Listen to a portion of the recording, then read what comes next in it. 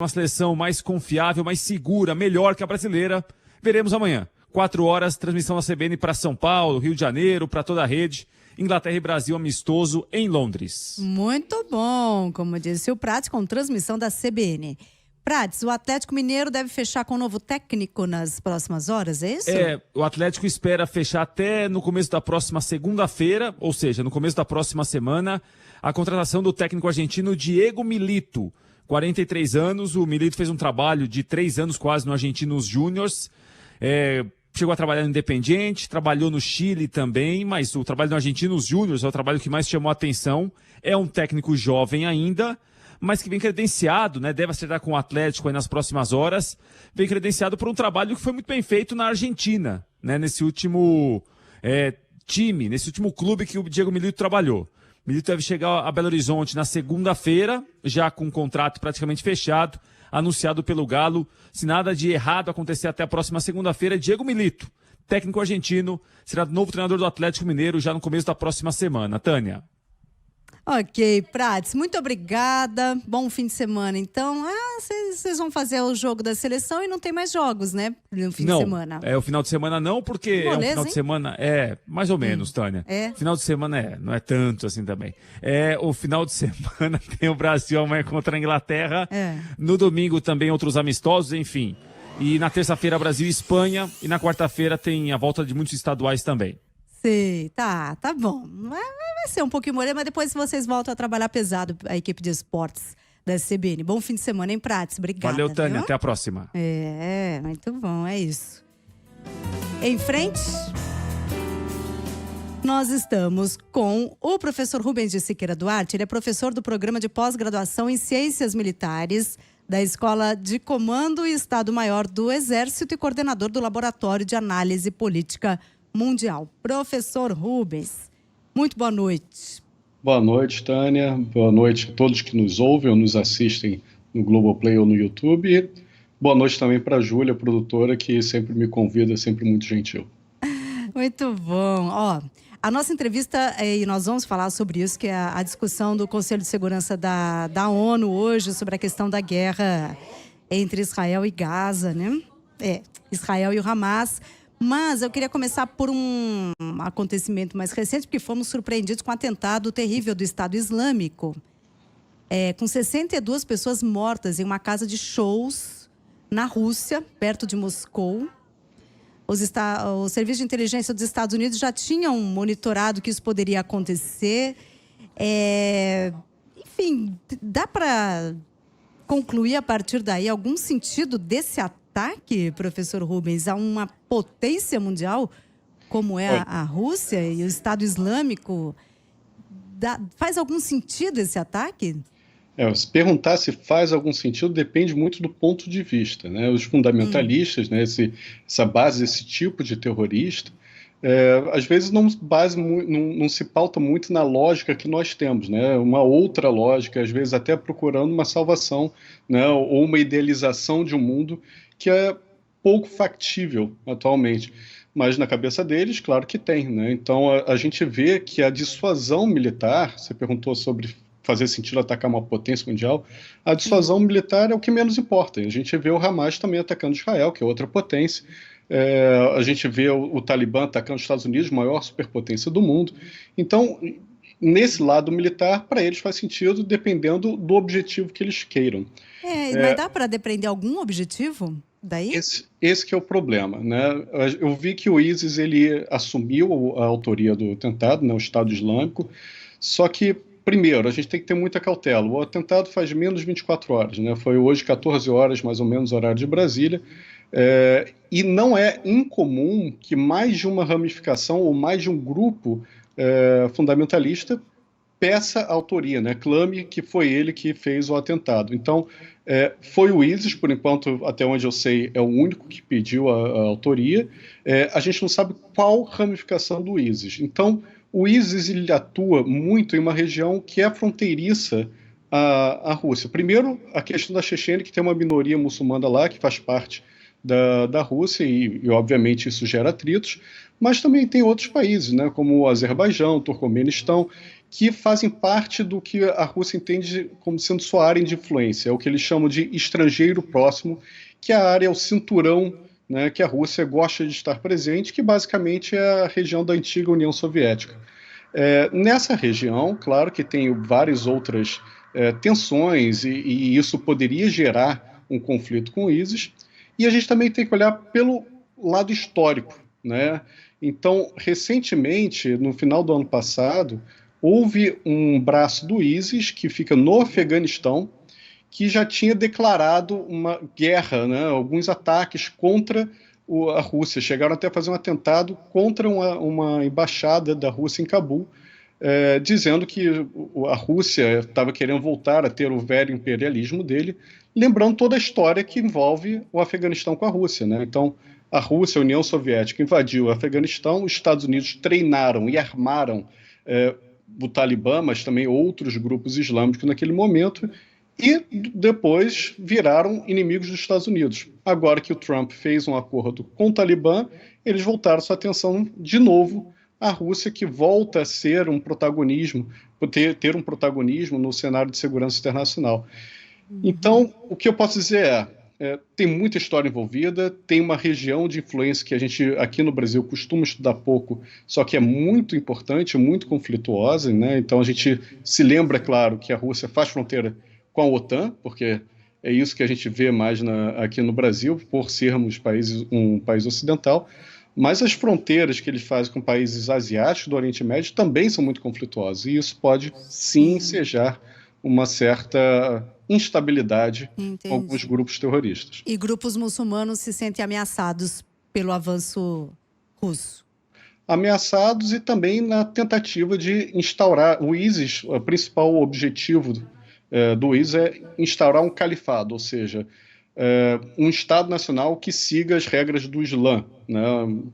Se isso vai acontecer, muito improvável, pelo menos no futuro próximo, mas é o grande objetivo deles. E é claro, a Rússia é cristã ortodoxa. Sim. Aliás, já que estamos falando de Rússia, é bom que o Dr. Rubens dá conta de vários temas. A Rússia que intensificou, agora que o Putin foi reeleito, intensificou, né, o ataque à Ucrânia, inclusive fala em guerra. A tendência é que a situação fique mais tensa ali nesse conflito?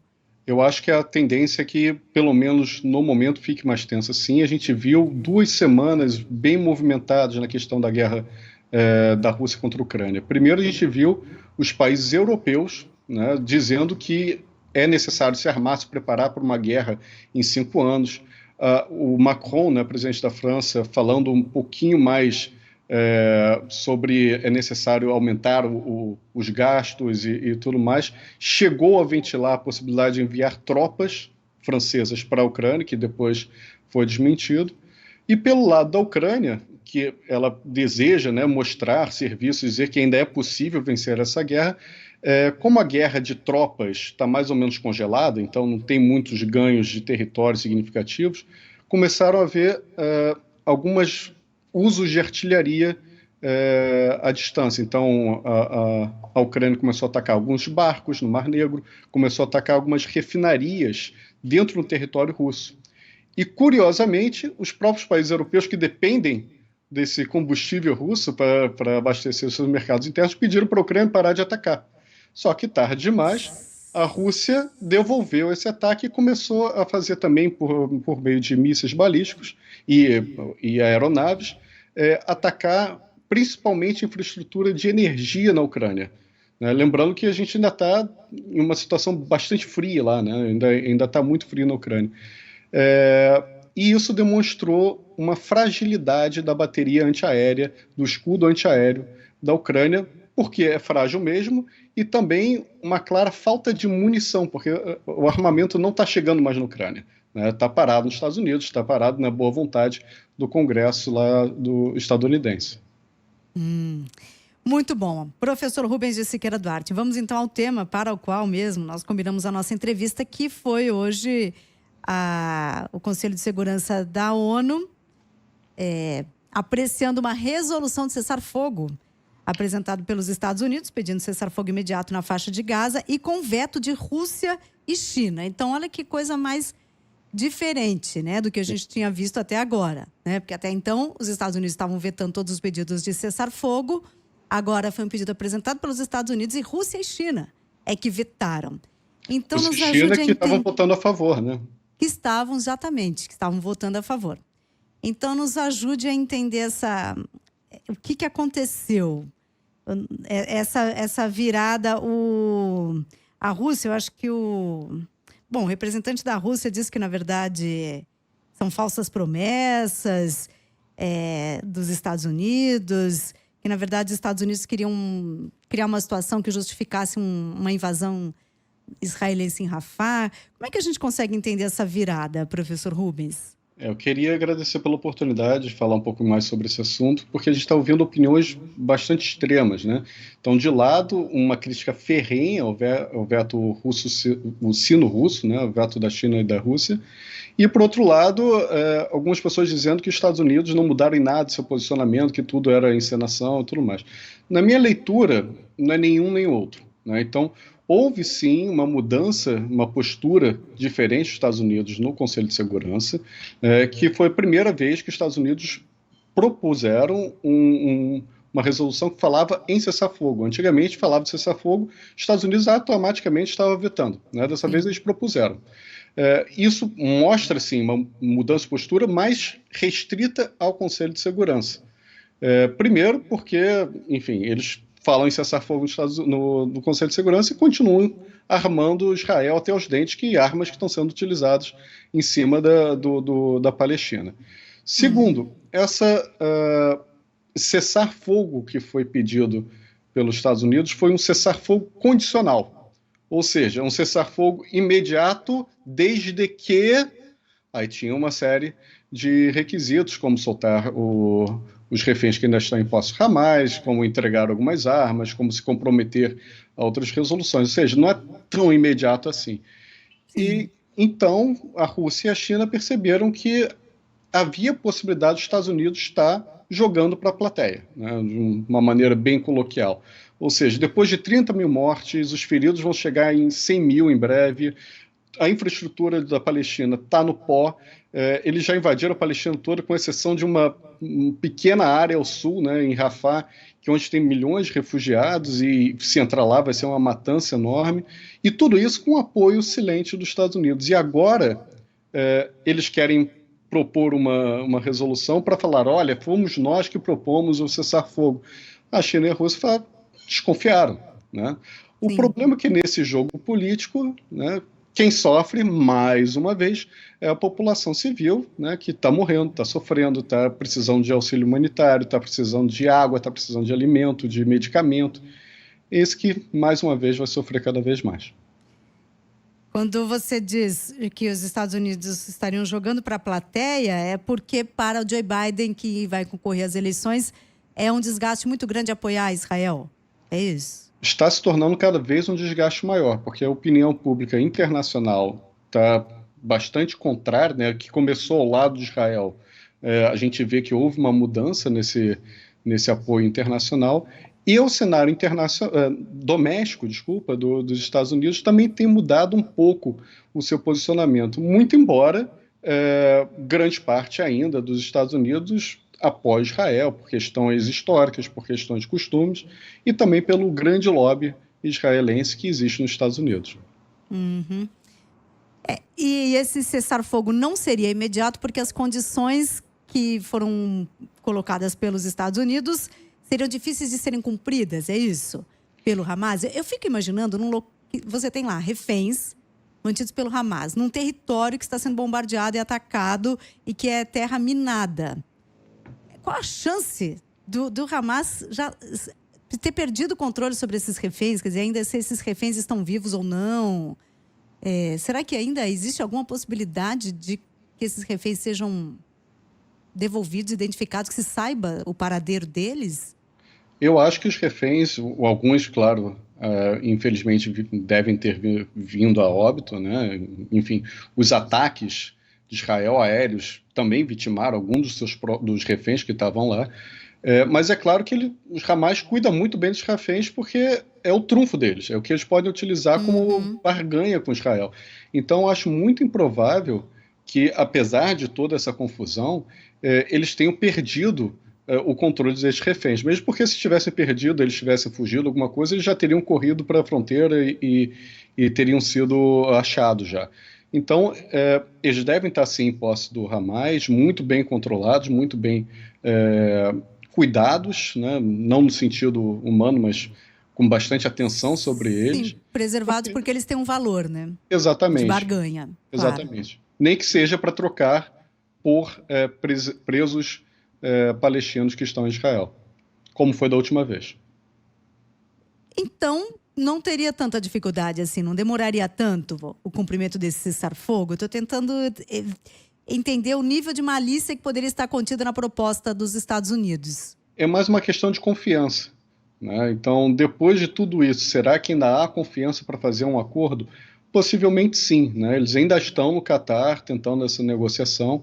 Em algum momento vai ter uma pausa humanitária. Inclusive, o Hamas, ele frequentemente faz propostas de cessar-fogo a Israel e Israel nega. Então, existe sim essa possibilidade. Tem que ver qual é a vontade de cada governo, né? De cada, Hamas não sei se pode chamar de governo, mas de cada lado, de fazer essa concessão, porque um cessar-fogo imediato agora, sem eliminar o Hamas, que foi a promessa do Netanyahu, seria mais um desgaste interno também para o Netanyahu, que já vem com sua imagem, com seu poder político sendo minado já há muito tempo, um processo que foi agravado com esse ataque de 7 de outubro e com essa guerra que se alonga, né? E também uma decisão do Conselho de Segurança da ONU não quer dizer que Israel vai respeitar. Com certeza não. Então, teoricamente, as resoluções do Conselho de Segurança são de caráter vinculante. Então, Israel, em teoria, deveria respeitar. Caso não fosse respeitado, o Conselho de Segurança se reúne de novo e vota uma punição, alguma ação. Poderia ser uma sanção, poderia ser uma sanção econômica, sei lá, comercial, ou até mesmo um envio de tropas, o que é muito improvável. Então, aquela resolução que foi aprovada já foi desrespeitada. Tá? Em alguns sentidos, ela foi desrespeitada. Não houve nada. Né? Não houve nenhum tipo de sanção, punição, nada. Aquela que foi há um tempo atrás que pedia a pausa humanitária. Sim. Sim. Foi desrespeitado pelos dois lados, tá? Tanto por Hamas quanto por Israel. Aconteceu alguma coisa? Não. Então, essa resolução, se for votada, vai ser respeitada de novo? Não se sabe. É mais um instrumento simbólico de pressão política internacional. Mas agora, para de fato acontecer um envio de tropas, teria que ocorrer uma nova resolução e não poderia ser vetada pelos Estados Unidos, que é um membro permanente do Conselho de Segurança, com direito a veto. Agora fazendo um exercício aqui, professor Rubens de Siqueira Duarte, vamos imaginar que essa proposta de cessar-fogo dos Estados Unidos tivesse passado no Conselho de Segurança da ONU. O governo israelense seria contra, né? Não é de interesse, como você mesmo disse. O governo israelense diz que quer ir até o fim, quer até a eliminação total do Hamas. Se ele aceita um cessar-fogo, mediante entrega dos reféns e tal, ele não teria cumprido a sua missão de eliminar o Hamas. Ou seja, não seria respeitado mesmo assim, é isso? Você tem total razão quando você diz que o governo de Israel não tem interesse nesse cessar-fogo nesse momento. Então, o secretário de Estado, que é basicamente o ministro das Relações Exteriores dos Estados Unidos, está nesse momento em Israel, teve uma reunião com Netanyahu e essa divergência ficou clara. Né? Eles discutiram isso, a divergência ficou clara, eles falaram isso para a imprensa depois. Existe, de fato, essas duas visões. Os Estados Unidos quer o cessar-fogo agora, mas de um jeito negociado para não ficar muito ruim com seu aliado. Né? O Netanyahu quer entrar em Rafah e ir até o final. E acabar com tudo, né? Contudo, segundo a narrativa dele, é que isso é necessário para eliminar o Hamas de vez. Eu sou muito cético em relação a eles conseguirem eliminar de vez o Hamas. Eu acho que não é fácil, mesmo porque o apoio ao Hamas na Palestina e região aumentou diante da resposta de Israel.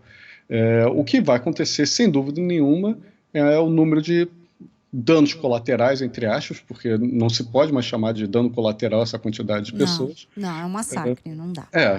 Então, isso com certeza vai acontecer. Então, é uma região, uma cidade que toda praticamente a população palestina migrou, né, porque Israel falava, vá para o sul, porque aqui a gente vai atacar. Aí, vai mais ainda, vai mais ainda, vai mais ainda, botou Agora contra a fronteira. a E população quer que está entrar lá também. acuada. E quer Né? entrar lá também. Então, sem dúvida, é um desastre humanitário que isso. as proporções não são só agora, não. A gente vai ver isso por muito tempo, quantidade de órfãos, quantidade de refugiados. Não tem mais escola, não tem mais hospital, não tem mais universidade, não tem mais indústria, não tem mais nada, não tem mais economia. Então, a gente vai ver essa região, de fato, com uma catástrofe humanitária durante muito tempo. Agora, por que os Estados Unidos... Qual é esse vínculo tão forte entre Estados Unidos e Israel que impede os Estados Unidos de retirar o apoio a Israel? Porque está ali fazendo discurso e tal, mas continua, como você mesmo disse, né? Oferecendo arma e dando toda a guarida que Israel precisa. Esse vínculo é tão... Por que é tão forte? No que consiste esse vínculo entre Israel e Estados Unidos? Por que Israel é tão interessante para os Estados Unidos? Existem várias respostas para isso. Né? Uma é uma razão histórica. Então, durante o Holocausto, durante a Segunda Guerra Mundial, vários alemães, judeus, fugiram para os Estados Unidos e foram muito importantes na política dos Estados Unidos, na construção da sociedade, inclusive na criação da bomba atômica, né, que foi a principal arma dos Estados Unidos. E quem quiser gostar de filme, né, Oppenheimer está aí, pode assistir. Uma questão de princípios e valores, né, ligados a democracia, ideias de liberalismo econômico, que juntam esses dois povos também. E também, primeiro, Israel é o principal aliado dos Estados Unidos no Oriente Médio, que é uma região estratégica muito importante geopoliticamente. E, por fim, o lobby, né, judaico, que pressiona muito, favorece a campanha eleitoral de vários políticos do Congresso e para a presidência nos Estados Unidos, para governadores também. E principalmente um ano eleitoral, você abrir mão desse valor é quase que um suicídio político, pedir para perder as eleições. Então, mas é lobby o quê? De gente com muito dinheiro, é isso? Sim. A comunidade é muito rica. Não estou dizendo que toda a comunidade judaica, todo mundo é Sim, rico, senão a mas gente cai no comunidade estereótipo, tem dinheiro.